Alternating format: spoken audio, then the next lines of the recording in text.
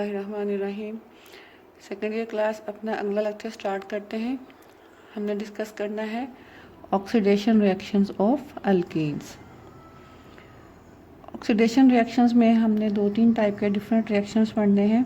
First one is addition of oxygen. Alkenes को हम oxygen के साथ रिएक्ट करवा सकते हैं, या आप कह लें कि ऑक्सीजन ऐड किया जा सकता है अल्कीन में in the presence of catalyst silver at a high temperature at about 300 degree centigrade.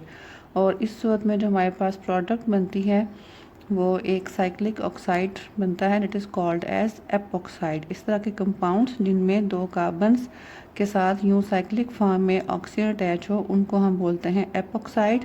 और ये जब हम इथीन को रिएक्ट करवाएंगे ऑक्सीजन के साथ सिल्वर कैटलिस्ट की प्रेजेंस में हाई टेम्परेचर पे, तो जो स्पेसिफिक एपॉक्साइड बनेगा इसका नाम है इथाइलीन ऑक्साइड।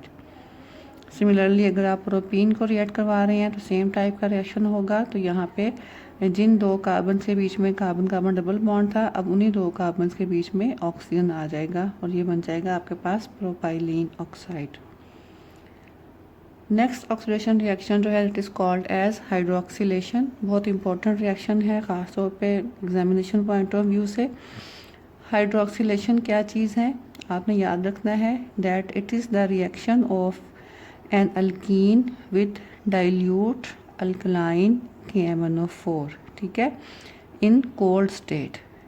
KMnO4 जब अल्कलाइन हो, अल्कलाइन मीन के किसी अल्कली में डिज़ोल्व किया गया हो, डाइल्यूट हो यानी कि इसकी कंसंट्रेशन बहुत कम हो और कोल्ड स्टेट में हो, टेम्परेचर भी कम हो, तो इस रिएजेंट को हम बोलते हैं बायर्स रिएजेंट। तो और reaction of alkene with Baeyer's reagent is called as hydroxylation. तो जब अल्कीन को रिएक्ट करवाया जाए कोल्ड स्टेट में अल्कलाइन KMnO4 के साथ, तो ये हमें देता है डायोल्स, यानी कि ऐसे कंपाउंड जिनमें 2 कार्बन्स पे 2 कंसेक्टिव कार्बन्स पे हाइड्रोक्सिल ग्रुप लगे हुए हों, तो इस रिएक्शन की प्रोडक्ट जो है वो डायोल है। फॉर एग्जांपल इथीन को आपने रिएक्ट करवाया KMnO4 के साथ, अल्कलाइन KMnO4 है, OH का मतलब कि अल्कलाइन है, कोल्ड स्टेट में है, तो ये carbon carbon double bond breakup हो जाएगा और जिन 2 कार्बन के दरमियान में डबल बॉन्ड ब्रेकअप हुआ है वहीं पे 2 हाइड्रोक्सिल ग्रुप अटैच हो जाएंगे। This compound is called as ethylene glycol.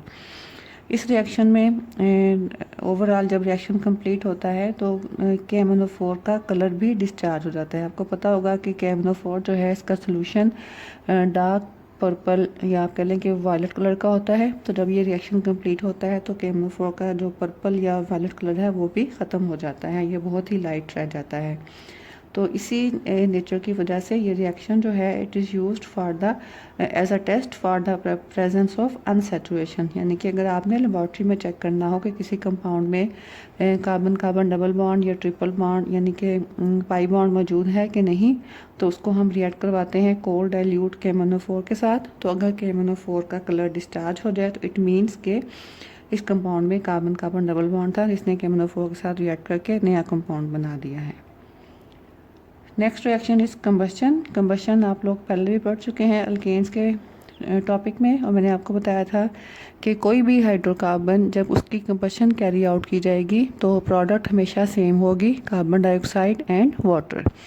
Combustion का मतलब क्या है, burning of a compound in the presence of oxygen. तो जब आप बर्न करेंगे अल्कीन को ऑक्सीजन की प्रेजेंस में, तो अल्कीन में क्योंकि 2 ही एलिमेंट्स हैं कार्बन और हाइड्रोजन, तो कार्बन ऑक्सीजन के साथ मिलकर कार्बन डाइऑक्साइड बनाएगा, हाइड्रोजन ऑक्सीजन के साथ मिलकर वाटर बनाएगा। और ये रिएक्शन जो है ये हाईली एक्सोथर्मिक होता है, एक स्पेसिफिक अमाउंट ऑफ हीट इसमें रिलीज होती है। नेक्स्ट ऑक्सीडेशन रिएक्शन हमारे पास ओजोनोलिसिस। ये भी एक बहुत ही इंपॉर्टेंट रिएक्शन है। ओजोनोलिसिस ओजोन के साथ रिएक्शन अल्कीन का, that is called as ozonolysis. Ozone से ये ओजोनो आया है और लाइसिस का मतलब होता है ब्रेकअप होना, यानी कि जब अल्कीन ओजोन के साथ रिएक्ट करता है तो carbon carbon double bond breakup हो जाता है, that's why this reaction is called as ozonolysis. Ozone आपको पता है कि ये ऑक्सीजन की एक एलोट्रॉपिक फॉर्म है, ऑक्सीजन O2 होता है और ओजोन का फार्मूला O3, और ये बहुत ही रिएक्टिव कंपाउंड है, रिएक्टिव फॉर्म है ऑक्सीजन की। तो अल्कीन जब रिएक्ट करता है ओजोन के साथ तो फर्स्ट स्टेप में एक अनस्टेबल इंटरमीडिएट बनता है जिसको हम बोलते हैं मोलोजोनाइड। ये उसका स्ट्रक्चर होता है, जिन दो कार्बन के बीच में कार्बन कार्बन डबल बॉन्ड था वो ब्रेकअप होके इस तरह से 3 मॉलिक्यूल्स ऑक्सीजन के जो कि ओजोन में होते हैं वो इस तरह से साइक्लिक फॉर्म में अटैच होते हैं।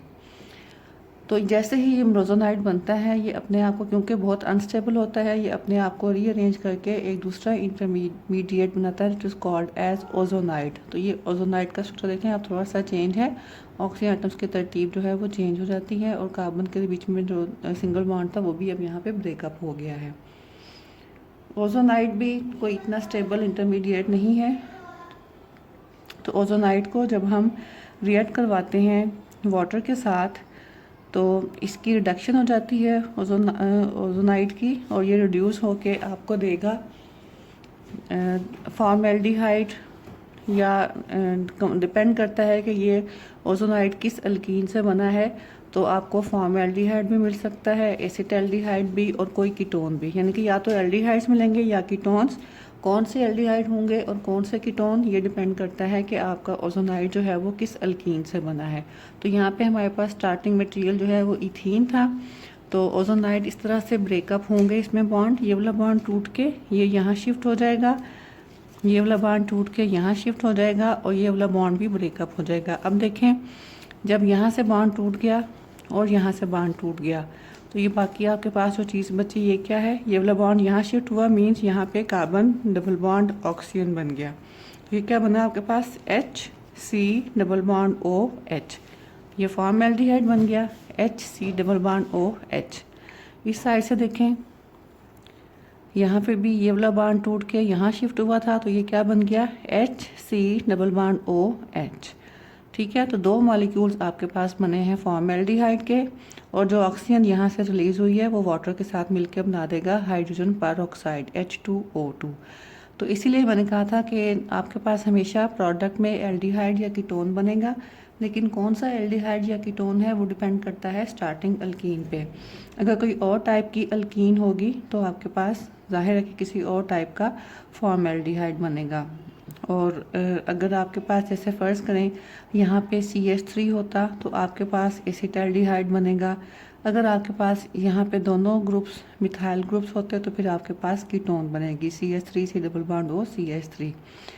तो ये reaction examination point of view से तो इम्पॉर्टेंट है ही, अदरवाइज भी रिएक्शन बहुत इंपॉर्टेंट है, क्योंकि इसको हम यूज़ कर सकते हैं to find out the to locate the position of carbon carbon double bond के। एक अननोन अल्कीन में कार्बन कार्बन डबल बॉन्ड कहाँ मौजूद है वो हम इस प्रोडक्ट जो बनती है ओजोनोलिसिस से, इस बनने वाली प्रोडक्ट को एनालाइज करके हम गेस कर सकते हैं कि स्टार्टिंग मटेरियल में कार्बन कार्बन डबल बॉन्ड कहाँ मौजूद था।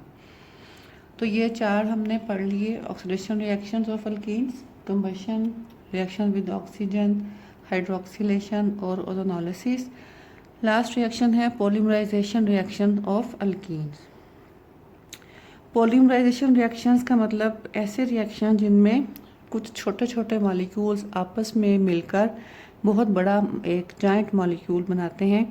उस बड़े या जाइंट मॉलिक्यूल को हम बोलते हैं पॉलीमर, और जो छोटे छोटे मॉलिक्यूल जो एडअप होते हैं उनको हम बोलते हैं मोनोमर। ठीक है, तो in polymerisation small organic molecules combine together to form a larger molecule which is called as polymer. तो इथीन जो है ये पॉलीमराइज होके बहुत इंपॉर्टेंट एक पॉलीमर देता है, that is called as polyethylene. ठीक है, ये आपके पास इक्वेशन है, CH2 double bond CH2 ethene का फार्मूला है। N का मतलब यहाँ पे नंबर ऑफ इथीन मॉलिक्यूल्स को शो करता है, और वो बहुत ज़्यादा हो सकते हैं, हज़ारों की तादाद में भी हो सकते हैं।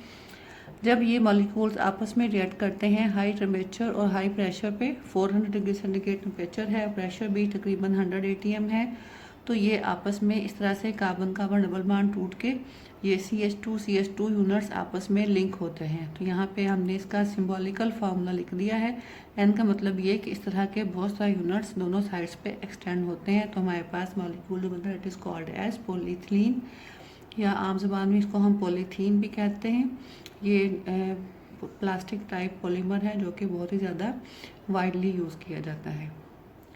तो सेकंड ईयर क्लास इसके साथ हमारा ये रिएक्शंस ऑफ अल्कीन्स का टॉपिक जो है वो कंप्लीट होता है। इसके बाद छोटा सा एक टॉपिक है यूजेस ऑफ इथीन, ये आपने खुद करना है। और मैंने आपसे पहले कहा था कि uses and physical properties her substance के आपने उनको लाजमी तैयार करना है, क्योंकि उनमें से एमसीक्यूज़ और शॉर्ट क्वेश्चंस बनते हैं एग्ज़ाम में, तो उनको आपने कभी भी इग्नोर नहीं करना है। ख़ास तौर पे ये जब आप इथीन के यूजेस पढ़ेंगे तो उसमें एक पॉइंट आएगा about the mustard gas. Mustard gas क्या होती है, कैसे बनती है, क्या फार्मूला होता है और इसकी क्या प्रॉपर्टीज़ हैं, ये सब कुछ आपको पता होना चाहिए। तो नेक्स्ट लेक्चर तक के लिए अल्लाह हाफिज़।